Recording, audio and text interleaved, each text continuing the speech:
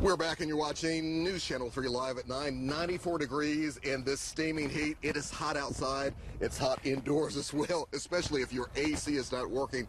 We have Randall Lynn and Rick Farrell with Choate, and you guys are staying very busy this summer, to say the least.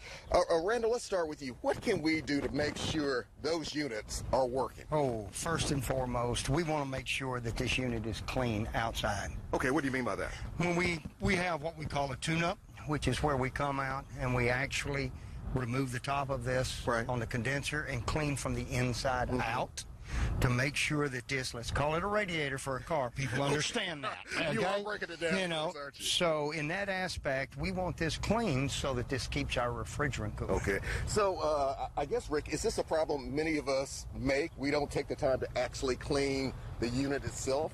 Absolutely, Alex. It's definitely something you want to do yearly maintenance-wise. But what needs to happen is, like I said, not just the cleaning of the system, but we want to check all the electrical components to make sure they're within the factory spec and make sure that Freon charge is also dialed in perfect. That's critical when it's 94, 95 degrees outside. You brought something else that a lot of us kind of take for granted and may not be aware of, Randall. Dealing with Freon these days. A lot of us who might have an older AC unit, some of the, I guess, requirements for Freon have really changed recently. And what issues does that pose for us?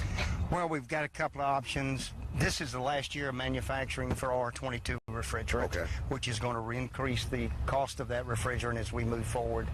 Changing over to a newer 410 Puron system will increase the efficiencies on that electric bill from 30 to 50%, depending on what models that you might choose. That's a pretty big saving there. It really is.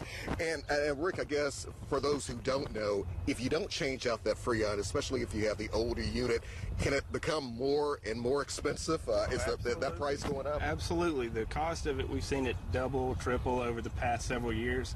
And like Randall said, production of it is actually going away. You won't be able to get it anymore. So going to the new style of refrigerant is going to be a must in the next couple of years. Gotcha. Gentlemen, let's walk up a little bit closer here. We got a couple of other objects here. We got, what, filters? Filters. What's the role there, Randall? Well, I can tell you this way.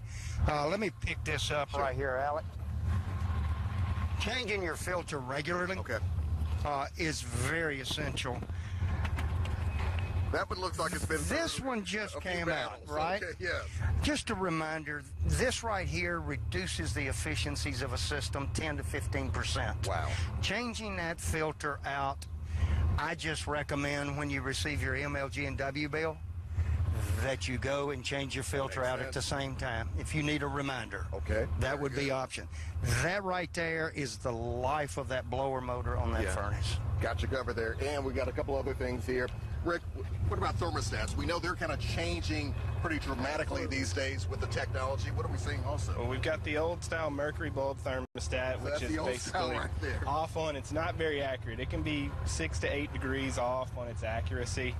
We've got the digital programmable here that you can set it to go higher when you're out of the home and actually save on your utilities. And that one's going to be about a half a degree, off on its accuracy, so it's much more accurate than the old style. I really like that new, and a lot of them have also gone, Wi-Fi? I mean, you really have gone high tech. You can.